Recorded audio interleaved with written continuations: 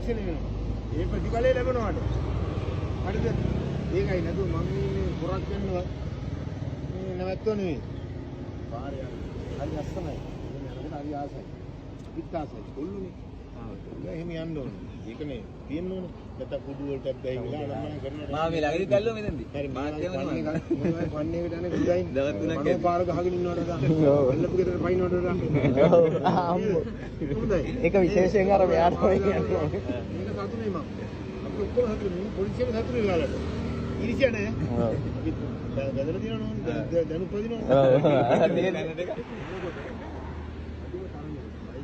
දෙක යන්න ආදී යන්න කවුරු හරි නායකයෙක් ඉන්නවා.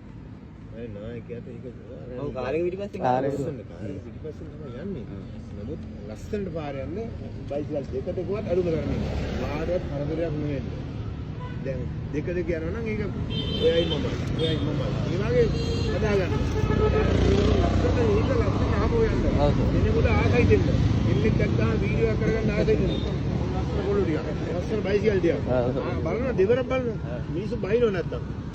මේක යන විදිය ඩබල් සිග්නල් දාගෙන ඩබල් ලයිට් දාගෙන එහෙම යන්න එපා. කැතයි ඒක. රැයට කමන්නේ. රැයට ආරක්ෂාවට හොඳයි ඒක. දවල්ට එහෙම යන්න එපා.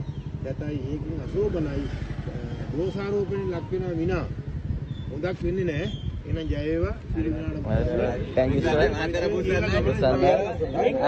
Thank you sir.